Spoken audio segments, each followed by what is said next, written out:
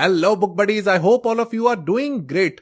दोस्तों, श्रीलंका एक छोटा सा मुल्क है। इनफैक्ट ये एक आइलैंड है which is located in the Indian ocean. अगर आप मैप में देखें तो ये इंडिया के साउथ में पड़ता है। इसकी पॉपुलेशन तकरीबन 22 मिलियन है, जो अगर साउथ एशिया के स्टैंडर्ड्स के हिसाब से देखें तो काफी कम है। 2015 में I got a chance to visit Sri Lanka. क्या ही खूबसूरत मुल्क है, ब्रेथ टेकिंग बीचेस, कमाल की ग्रीनरी और फैसिनेटिंग लैंडस्केप। कोलंबो में एक जगह है गोल फेस। मैंने अपनी जिंदगी में इससे साफ बीच नहीं देखा। कोलंबो से एक ट्रेन चलती है कैंडी की तरफ। ये मेरे ख्याल में दुनिया की सबसे सीनिक ट्रेन जर्नीज में से एक है। कैंडी की अगर बात करें तो वहां पे एक जगह है royal botanical gardens. Back in the day मैंने इस जगह को अपनी top 100 places to visit before you die की लिस्ट में शामिल किया था। All in all Sri Lanka is an amazing country. लेकिन दोस्तों, पॉलिटिक्स एक ऐसी चीज है जो खूबसूरत से खूबसूरत मुल्क को भी बदसूरत बना देती है। यही हाल श्रीलंका का हुआ है। यहां भी थर्ड वर्ल्ड की तरह डायनेस्टिक पॉलिटिक्स है। जिस तरह पाकिस्तान में शरीफ, जरदारी और भुट्टो क्लैन है, इसी तरह श्रीलंका में दो पॉलिटिकल फैमिलीज बहुत ही डोमिनेंट रही हैं। एक है राजापक्सा और दूसरी है Bandra Nike family. Rajapaksa family पिछले 20 साल से पावर में है और पावर का ऐसा नशा है कि आज से 2 दिन पहले तक बड़ा भाई प्राइम मिनिस्टर, छोटा भाई प्रेसिडेंट, एक भाई फाइनेंस मिनिस्टर और इसी फैमिली के 44 मेंबर्स ऐसे हैं जो गवर्नमेंट में बड़े ओहदों पर मौजूद हैं। जब इस तरह का ब्लैटेंट नेपोटिज्म किसी भी मुल्क में होता है तो उसका हाल वही होता है जो आज श्रीलंका का है। Last month their economy completely collapsed and they defaulted on their foreign debt of $51 billion. Sri Lankan government ने कैटेगोरिकली अपने लेंडर्स को बता दिया कि भाई मुल्क का दिवालिया निकल चुका है, लिहाजा हमसे किसी किस्म की पेमेंट्स एक्सपेक्ट ना करें। इस वक्त मुल्क में शदीद बुरे हालात हैं। इमरजेंसी की सिचुएशन है, फ्यूल नहीं है, बिजली नहीं आ रही, गैस शॉर्टेज है, बिजनेसेस डाउन हैं, जिसकी वजह से मुल्क का एक एक शहरी शदीद परेशानी में है। The whole country is protesting since several weeks और डिमांड सिर्फ एक है, राजापक्सा फैमिली की रेजिग्नेशन। मंडे को राजापक्सा फैमिली के कुछ सपोर्टर्स, जो दरअसल उनके चमचे थे, उन्होंने पीसफुल प्रोटेस्टर्स पर अटैक किया और फिर वो हुआ जिसका कोई सोच भी नहीं सकता था। पूरी श्रीलंकन अवाम यूनाइटेड हो गई और उन्होंने जो बड़े बड़े पॉलिटिशियंस थे उनके घर, गाड़ियां और बिजनेसेस को जलाना शुरू कर दिया। ऐसे ही एक इंसिडेंट में एक सिटिंग मेंबर ऑफ पार्लियामेंट अथु कोराला ने अपनी गन से 2 लोगों को जान से मार दिया और फिर अपनी ही गन से खुदकुशी कर ली। इन सब वाकयात की वजह से महिंदा राजापक्सा पर प्रेशर पड़ा एंड इवेंचुअली ही रिजाइंड। इस वक्त श्रीलंका में हालात ये हैं कि फॉर्मर प्राइम मिनिस्टर फौज की प्रोटेक्शन में है। लोग कर्फ्यू के बावजूद सड़कों पर हैं because they want the president to resign as well. मेरी आज अपने एक श्रीलंकन दोस्त से बात हुई तो उसने बताया कि यह हमारी कौम के लिए वाटरशेड मोमेंट है। Our nation has come to the crossroads. हमारा मुल्क एक चौराहे पर है। अगर हमने सही डिसीजन ले लिया तो आवर कंट्री विल फ्लाई, वरना फ्यूचर में कोई और राजापक्सा आकर हमें फिर दबाना शुरू कर देगा।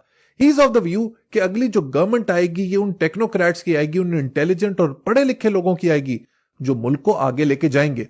लेकिन दोस्तों, क्या आप जानते हैं कि सारी सिचुएशन की वजह है डायनेस्टिक पॉलिटिक्स, जिसमें मेरिटोक्रेसी के बजाय लोग अपने खानदान के लोगों को गवर्नमेंट में भरते हैं और फिर दबा के करप्शन करते हैं।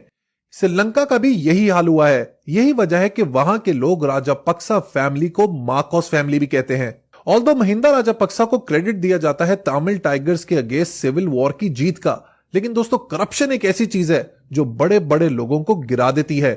कहा जाता है कि 2004 के सुनामी के बाद श्रीलंका के पास जो भी फॉरेन एड आई वो ज्यादातर राजापक्सा फैमिली अपनी तिजोरियों में भरती रही और इस तरह के बहुत सारे करप्शन केसेस का इल्जाम उन पर मौजूद है।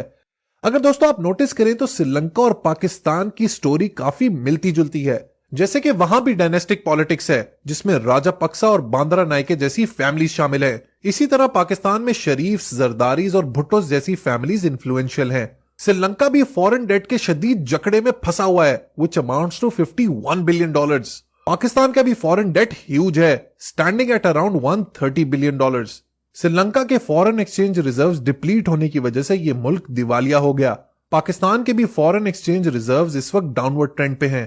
श्रीलंका में सिवियर करेंसी क्राइसिस है। सिर्फ 7 दिनों के अंदर तकरीबन 60 Sri Lankan rupees against US dollars depreciate हो चुके हैं।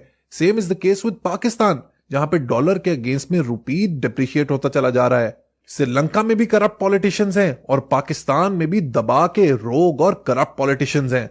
Sri Lanka is loaded with natural resources but still a poor country. Same is the case with Pakistan. इतने ज्यादा नेचुरल रिसोर्सेज होने के बावजूद, सीजन होने के बावजूद, बेहतरीन लैंडस्केप होने के बावजूद, we are a poor country. Sri Lanka में एक्सटर्नल पावर्स का इन्फ्लुएंस भी बहुत स्ट्रांग है, जैसे कि China. Same is the case with Pakistan, जहां पे यूएसए का इन्फ्लुएंस बहुत स्ट्रांग है। और आखिरी में एक और commonality between Pakistan and Sri Lanka is their dependence on IMF. दोनों मुल्क आईएमएफ के सहारे पर चलते हैं, विच इज वेरी अनफॉर्चुनेट। अब मसला यह है कि जैसे तैसे पाकिस्तान में मईशत का पहिया तो चल रहा है, लेकिन हमारे मस्खरे किस्म के पॉलिटिशियंस आर हेल बेंट कि हमारे मुल्क को भी श्रीलंका जैसा बना दे। इस पूरी कड़ी में सबसे इंपॉर्टेंट रोल अवाम का है। One silver lining in the story of Sri Lanka is that there nation is United. यही वजह है कि राजा पक्सा को रिजाइन करना पड़ा। Maybe this is the start of their good days. इसी तरह Pakistani nation is also at the crossroads, जहां पर अवाम ने डिसाइड करना है कि उनको कौन सी डायरेक्शन लेनी है। It can only happen when we are united और जज्बात की बजाय we take prudent decisions. Otherwise डर यह है कि political clowns of this country will turn it into a banana republic. अब दोस्तों, यहां पर आपकी और मेरी रिस्पॉन्सिबिलिटी है कि हमने अपने मुल्क को कहां पर स्टीयर करना है। यहां पर जाते जाते मैं एक और बात बहुत ही कैटेगोरिकली कहता चलूं कि हमारे मुल्क की डेस्टिनी को डिसाइड करने में एस्टैब्लिशमेंट का बहुत बड़ा हाथ है। Everyone knows about this. Establishment is also at the crossroads. They also have to take the decision now कि उन्होंने पाकिस्तान को एक अंग्रेज की कॉलोनी की तरह चलाना है, या they want to give the people of Pakistan the right to live. Video पसंद आई हो तो लाइक बटन जरूर प्रेस कीजिएगा और मुझे कमेंट सेक्शन में अपना फीडबैक भी जरूर दीजिएगा। Until next time दोस्तों, गुड बाय।